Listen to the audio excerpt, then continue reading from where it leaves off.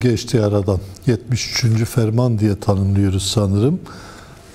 Bu 11 yılda uluslararası alanda hala ezdiler açısından bir adalet gelmiş değil.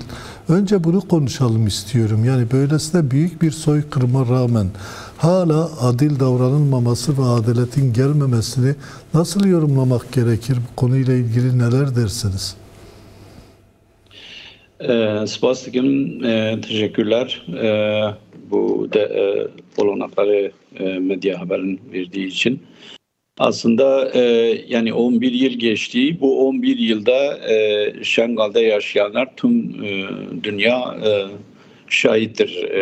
Yani olaylar olan soykırımın, Şengal'daki yaşayan soykırımı hala zaten binlerce insanlar kendi toprağının dışında Güney Kürdistan'da şurada buraya dağılmış vaziyette. Şimdi bunu uluslararası güçlerin diyemeyiz. Bunların haberi yoktu. Uluslararası güçler, yerel güçler hepsinde bu DAEŞ'in gelişinden haberi olanlar nasıl o diyelim dağda yaşayan bir gerilanın nasıl haberi alıyorsa ve bu tahmin ediyorsa, ama dünya teknolojinin içerisinde dakikasına nereden ne olduğu, ne bittiğini, ne koskocaman Amerikan, Avrupa, Rusya, yani bu güçlerin bilmemesi olanaksız. Yani bunlar hepsi de bu durumu farkındaydılar. Ama bir şeylerde de yerel güçlerin, yani Türkiye, Irak, İran, Suriye, bu dörtlü devletleri de bu işte haberi olanlar ve bilenler de hatta belki birçoğu da destek verdiği, nasıl Şengal'e girerken yerel güçlerin, KDP'nin güçleri nasıl geri çekildiği ve halka umut verdiği, önce umut vererek sonra da geri çekildi. Şimdi bunların haberi olmadan böyle bir şey yaşayacağına besbelli, yani herkesin haberi vardı. Onun için bu 11 yılda yani ilk yaşayan, dağda gelen ve Rojava'da koordine olarak çalışan bu toplumu yüz binlerce insanları Rojava geçerek, diğer tarafına Güney Kürdistan'a geçerek bunu hepsi yüz binlerce insanları bu soykırımda kurtardılar. Onu konuşalım, soykırımdan kurtarmayı konuşalım, ama biraz önce önemli bir şey dediniz. Tam da bu başlıkla ilgili. Yani bir anlamda DAEŞ'in oraya gelişini bilen güçler DAEŞ'i engellemedi ve dolayısıyla böylece Şengal'de yeniden büyük bir soykırıma fırsat tanındı dediniz. Yani uluslararası güçlerde, yerel güçlerde bu komplonun içinde var dediniz. Bunu daha da somutlamanız mümkün mü? Yani böylesi bir tablo kimin ne işine yarar? DAEŞ'in önünü açmayı niye istedi birileri?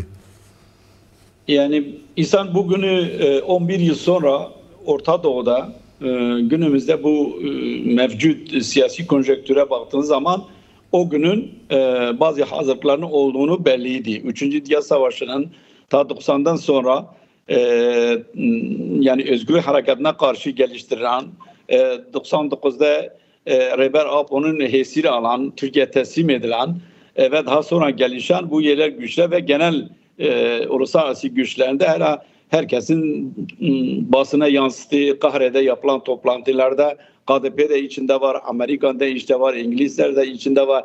Yani içinde olmayan yok. Yani Irak'ta da var. Bunlar da haberi olmayanlar mümkün değil. Hepsinin istihbaratları var, askeri istihbaratları var, sivil istihbaratı var. Yani hepsinin de Kahire'de yapılan toplantıda haberleri vardı. Kendine göre bir parçalamaya, bir harita çizdiler. Bazı şeylerden, bazı direniş güçlerin Kürdistan'da, Orta Doğu'da silinip kendi yaptığı planlamalarını hayata geçirmeye çalışırlar o dönemde. Süreç ama tam tersine işledi, ama tam onlar bunu düşünürken Şengal'i yani özgürleştirenler çıktı ortaya ve bildiğim kadarıyla Ezdilerin tarihinde ilk kez bir öz savunma gücü oluştu. Yanlış mıyım?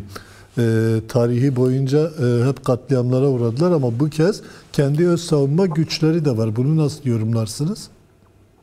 Yani 74 ferman, hatta Şengalilerin isimlendirdiği 74 fermandır bu son ferman.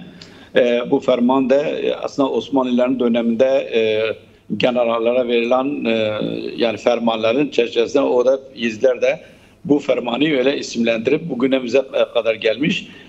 Her zaman direniş güçleri vardı, karşı koydular ama bugünkü gibi böyle örgütlü, planlı, örgütleyen, kendi örgüt olarak kurup ona karşı direnen bir güç yoktu. Eski tarz aşiretler, köylüler kendi savunmaya geçerek bu birlik, kendi aralarında birliği kurarak bir yerde savunmaya geçtiler, bir yerde gelen güçlere karşı koydular. Evet, onlarca 73 ferman yani resmi olan söyleyenler 73 ferman geçti, bu da 74'ünde sürekli buna karşı koydular. Ama bu sefer hem dünya konjonktüründe hem de Kürdistan'daki olan mücadelenin, 40 yıllık mücadelenin, gerilla mücadelesinin hem Rojava'daki mücadelenin Yezidiler de kendi aralarında ve dağda gelen ve da Rojava'da gelen direniş güçleri Yezidiler de buna sevk etti ve Yezidilerle bunlar beraber hem karşı koydular hem de kendi kurdular. Hem de kendi örgütünü kurdular. Silahlı gücünü kurdular. Yani silahlı gücü şu. Kendi bundan sonra kimseye güvenmeden ben kimseye güvenmiyorum. Ben kendimi savunacağım. Asıl amaç bu. Ben kimseye güvenmiyorum. Bu da 73-74 ferman benim başıma geldi. Hala da işte binlerce insanlar katledildi. Yüz binlerce kaçırıldı. Bu sefer ben kendimi kuracağım. Bundan sonra kimsem de güvenmeyeceğim. Hala da Yezidiler 11 yıl geçti. Kimseye oradaki yerel güçleri, o devletlerin güçlerini güvenmiyor. Çünkü bir Irak gibi bir yer hala Yezidilerin soykırımı bile tanımıyor ve $1000 bir yardımı da o çevre olmuyor. Yani bir şey de yapmıyor. Ne evet. Yerel güçler ne devlet güçleri. Oraya bir şey yaptığı yok. Onun için Yezidiler kimseye güvenmiyor. Kendi sopasıyla, silahıyla ne topladıysa hani o analar o hendekleri kapatıyorlar ya. Evet. O analar o dinen şeyler oraya karşı koyarak bundan sonra ben kendimi koruyacağım. Peki son olarak şunu soralım, aslında Türkiye'de önemli bir süreç var. Barış ve demokratik toplum süreci. Aynı zamanda bu sürecin Şengali'de Yezidileri de etkileyeceğini biliyoruz. Geçtiğimiz günlerde yapılan bir konferansa da Sayın Abdullah Öcalan gönderdiği mesajda da bunu çok net olarak vurguluyor. Özellikle Yezidilerin kaderinin değişmesinde bu sürecin de önemli bir rol oynayacağını söylüyor. Siz bir Yezidi kurumunun yöneticisi olarak barış ve demokratik toplum sürecinin ilerlemesi durumunda Yezidilere nasıl bir katkı sağlayacağını, Yezidilerin yaşamında neleri değiştireceğini öngörüyorsunuz? Aslında bu süreç birinci derecede evet Orta Doğu'da ve Kürdistan'a geneledir.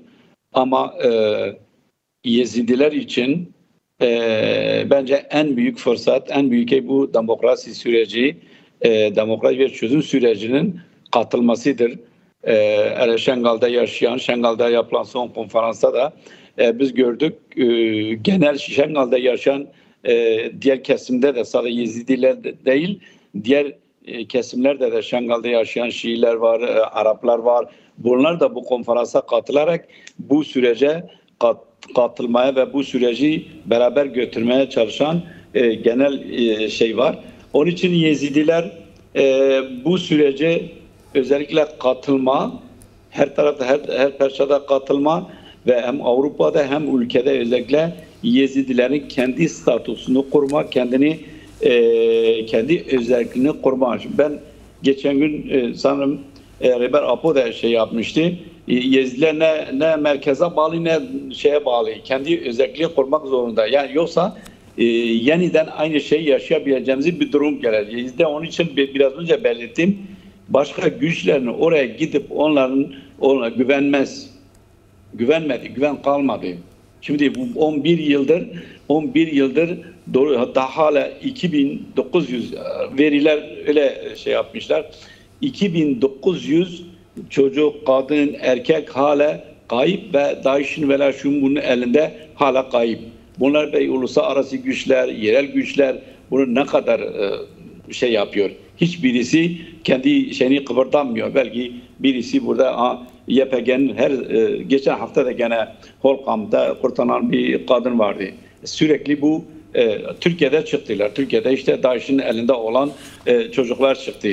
Türkiye'de de var, Irak'ta da var. Yani onların elinde var ve buna uluslararası güçler de ne hukuki anlamda ve ne bu topluma bir yardım dokunabilecek fazla bir şey yapmadılar. Yapmıyorlar da çünkü projeler var, projeleri bozuldu.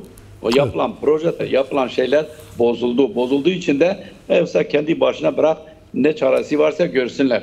Ama buna karşı mevcut bu süreci özellikle Yezidiler için